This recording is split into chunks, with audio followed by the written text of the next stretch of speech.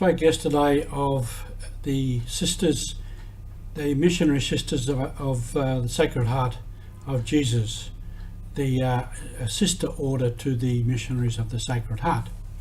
At the same time, in the beginning, Father Chevalier started the Daughters of Our Lady of the Sacred Heart in France.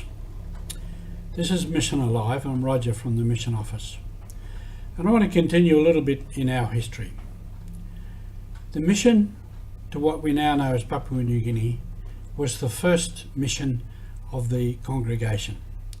It was to Melanesia and Micronesia. Priests and brothers came, long complicated journey, long history. But they began first in what is now around Rabaul in New Pomerania, in the German colony. That was in 1883. 1885 they began on Thursday Island and Newell Island on the Papuan side, where the Australians had established a colony through the colony of Queensland, and later after Federation became an Australian possession. So the brothers and priests came and started that mission in Melanesia. The Daughters of Our Lady of the Sacred Heart followed soon afterwards. And when they came, they sent 6 sisters, which left only, I think, 2 left in France. One was the Superior General, one was the Novice Mistress. So they sent everything they could.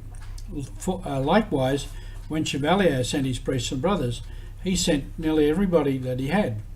Wasn't many, but he sent many, and didn't have many left in France. That was the way of mission. Take it on, accept it, and go. Whatever happened. And there are many, many stories about that. And of course, we have many stories in our book, The Mustard Seed, which is still available online. And so the mission went ahead in very many different ways. When Bishop de Beaumanoux, he wasn't bishop at the time, when Alan de Beaumanoux came, he was soon made superior, and he was second to the bishop. And he went around and he reorganised the structure of the mission.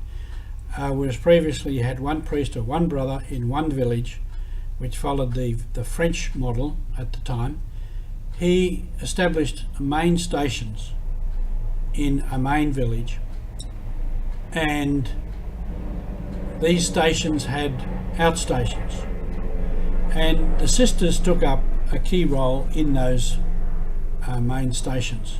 They were then able to start schools, clinics, look after the priests and the brothers more, because you know what men are like, we don't look after ourselves well. We have to have women to look after us. And that worked very well for many, many years. So he established a new structure of the mission because he could see it wasn't working. And there again, as Pope Francis has pointed out, it's a time to see, a time to choose, a time to act. So Bishop de Beaumanoux did that in his time. Later on, Bishop Coupé, who was in Rabaul, began the congregation of the Daughters of Mary Immaculate, FMI, in 1915.